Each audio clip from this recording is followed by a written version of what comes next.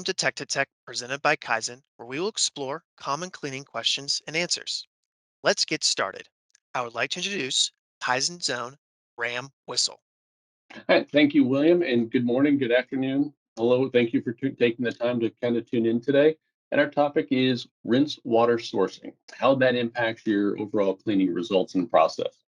And I want to rewind for a minute because part of our Tech to Tech series, when we first got started, was we did one on the importance of rinsing, and really you're only as clean as your final rinse. So the example we like to use is if you're washing your coffee mug, you may be cleaning it really well, but if you don't rinse it effectively, it may taste a little soapy, not the most ideal. So rinsing is important, but today's topic is really about the quality of water that we use. And when we think about water, isn't it really all the same? There's two hydrogens and one oxygen atom that make up that water molecule. When we think about water, it's clear, it's flavorless. Everybody knows it. It's one of the most common things in our everyday life. But there can also be different types of contaminants. May have salt water. Salt water definitely is something tastes a little bit different than fresh water. You may have different contaminants. Here, there's somebody bathing in the water, getting into the water. A little pig there. So when we really think about, there's many different types of water. There's tap water that again that we're very familiar with, bottled water, distilled water, filtered water, uh, reverse osmosis, and we'll talk a little bit more about that, as well as deionized water. Those look more like the industrial or process type water applications rather than something you would drink out of when you're on a hike or going to a game. So, really, why are there so many different types of water? And it really gets down to some of the contaminants and the things that are in it. And so, the first thing we're going to talk about is water spots. And the reason for them is what's called hard water. And you've probably, depending on where you live, you may, or the type of dishwashing detergent that you use, sometimes they'll have a rinse aid to help get the water spots off. But what that really is it's, and we'll talk about it here, it's really the calcium, magnesium, and other trace elements that are absorbed by the water as it moves through the earth or underground and collects. And as the water dries, it leaves those minerals and materials behind, and that's what creates that water spot. The picture here on the right is from Whirlpool, and they uh, look at and say there's about 80 to 85% of the U.S. has at least moderately hard water.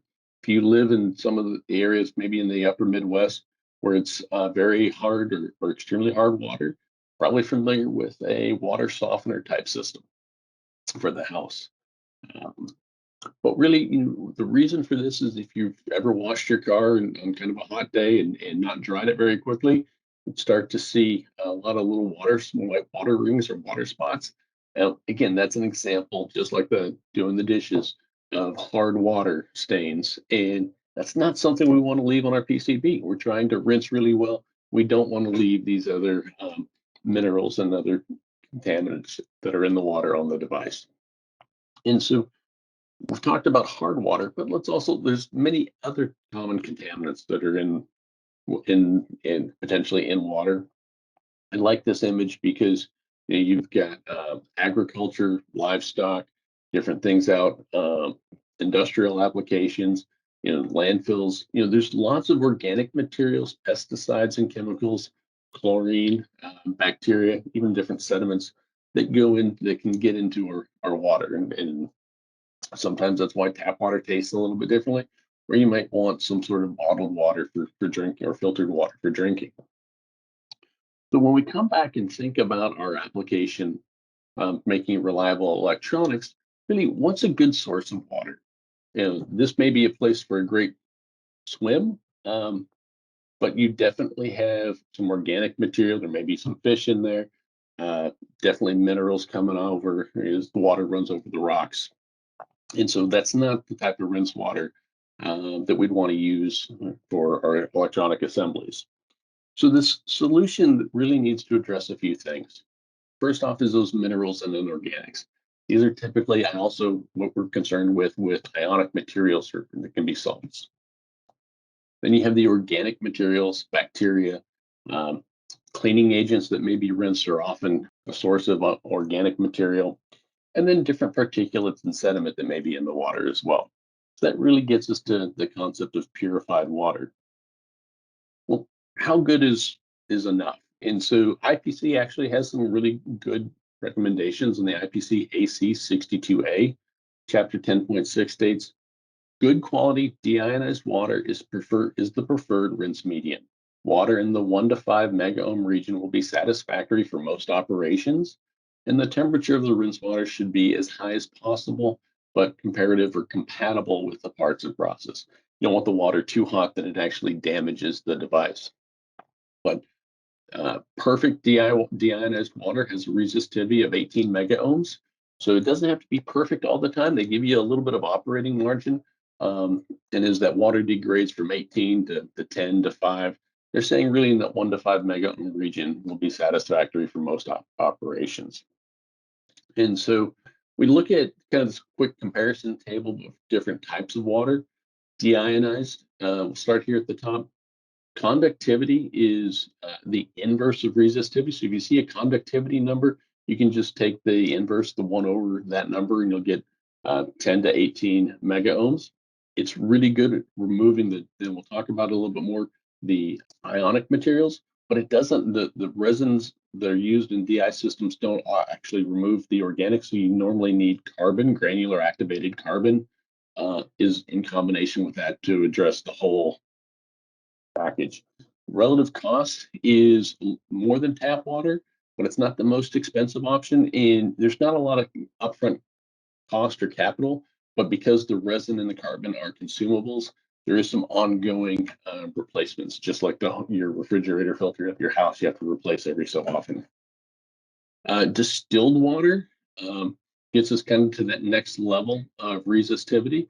Can maybe get to that 1 to 5 range. But the challenge with distilled water is it's very expensive, very energy intensive because you've got to boil all the water and then condense it. And then if there's some VOCs or volatile organic compounds that may come over in the distillation process, um, it's not 100% effective on organics depending on their nature. Then a very common application also is reverse osmosis or RO water. You don't get quite to the same resistivity levels that you do with deionized, but it's very good on organics, especially if there's bacteria or things like that in the system in the water. So RO is very effective on organics. On a cost per gallon, it's really pretty economical, but there's some upfront costs for the equipment, and we'll talk about that here in a second. And then just tap water for here at the bottom for reference. Um, but definitely it's not going to be something that would you'd want to rinse your provide your final rinse with your assembly. So really the deionized water is what gets you into that range where the IPC recommends. So when we look at it, deionized water, it's really normally a series of bottles. We'll have a cation resin, an anion resin, or sometimes they're combined in the same bed or tank and called a mixed bed.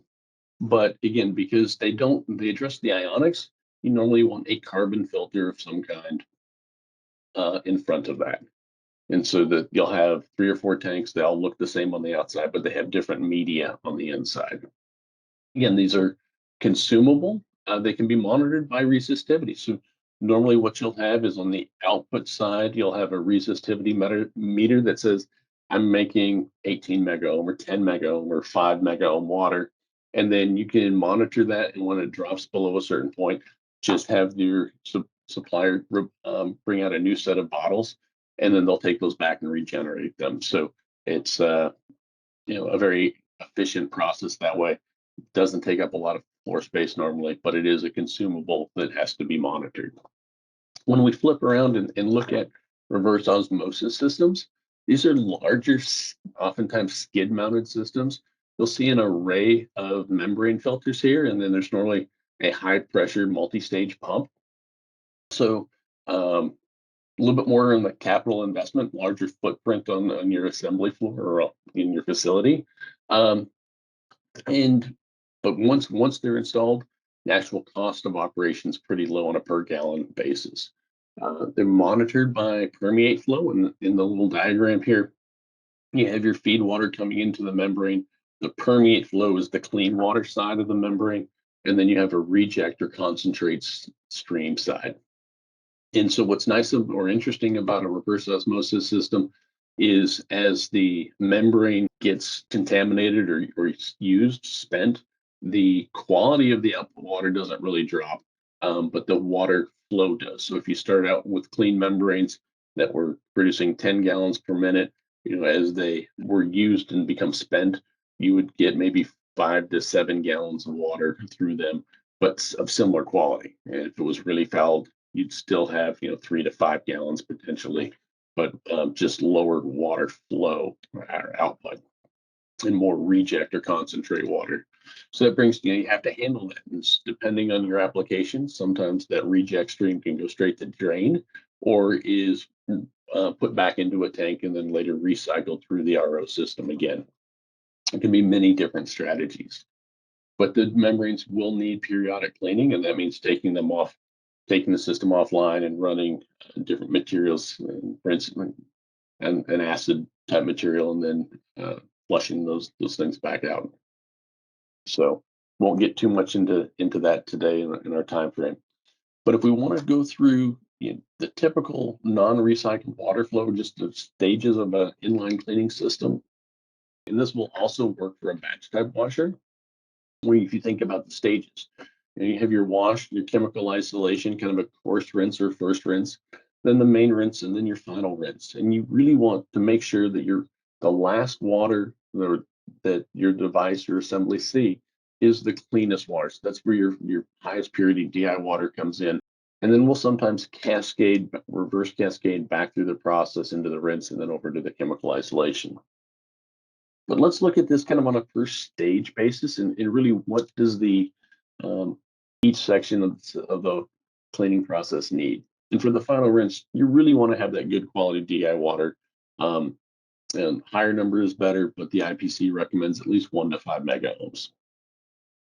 And so you can monitor and replace the beds by resistivity there. But that final rinse will often come in and then cascade into your main rinse. So it's conserved. But if then you can have your the makeup water to your machine sometimes comes into the main rinse. You can use DI water, or you can use RO water, because again, it's not the last water that the assemblies are going to see. And then what you'll have is a set of carbon and ion exchange bottles near the machine that polish or take that main rinse water and remove that organic content and any ionics and purify that for your final rinse. So it's a nice way to reduce your overall water consumption needs for the wash process and maintain the final rinse quality. When you look at the chemical isolation, you can just cascade the used water from the final rinse to the main rinse and into that. But if you're trying to protect, the main rinse and closed loop, the main and final rinse, you may just want to bring in tap water or RO water again, because the concept of the chemical isolation or that first rinse is a coarse rinse just to knock off most of the wash solution carried over. So many different strategies can be employed. And then for making up the cleaning agent, your wash solution, always use DI water. You don't want to bring in any other contaminants or material, especially don't use tap water. Use the DI water. You'll have the best bath life and best overall cleaning performance.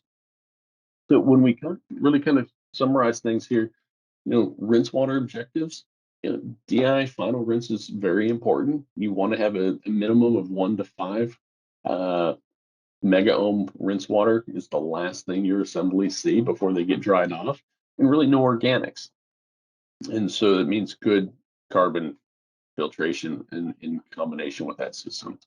You want to have a recycle. Number two, you want to have a recycle strategy. You want to minimize that wastewater.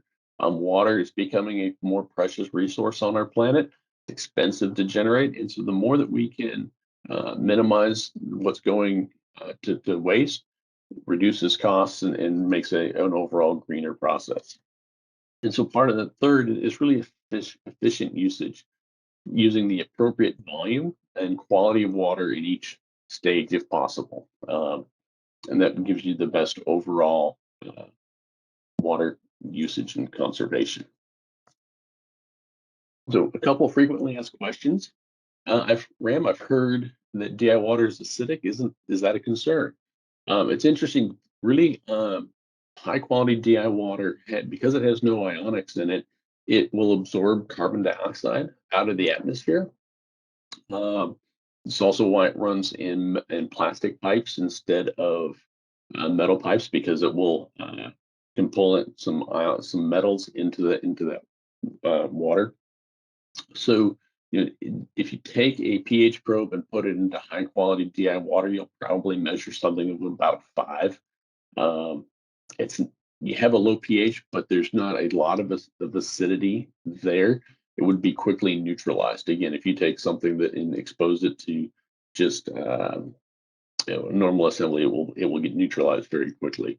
So, you'd see the low pH. It's really not a concern in the process.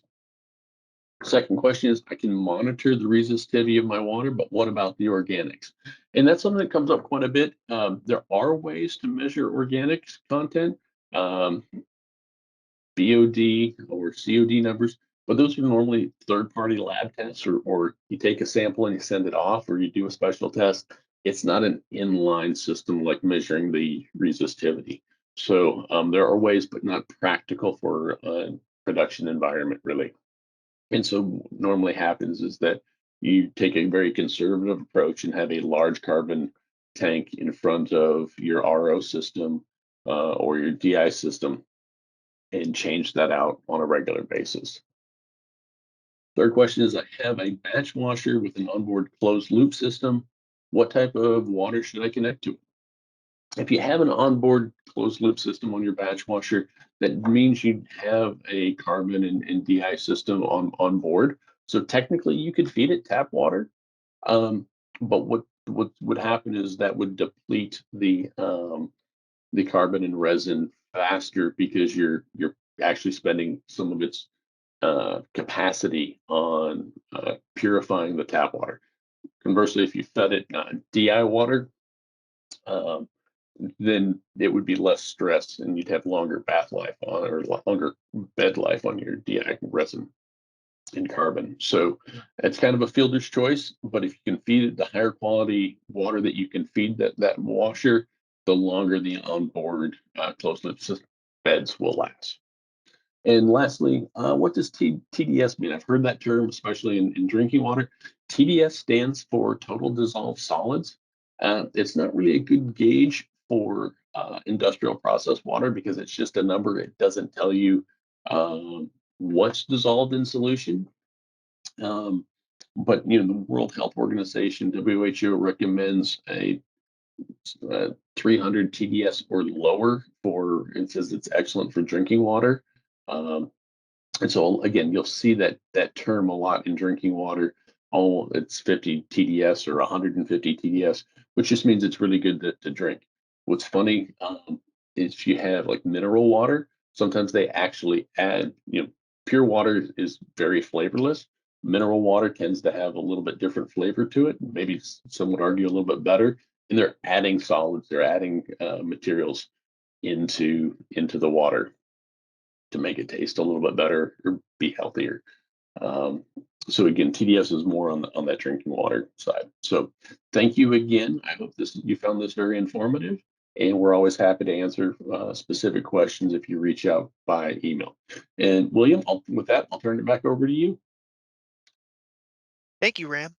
Thank you guys for tuning into this Tech to Tech session.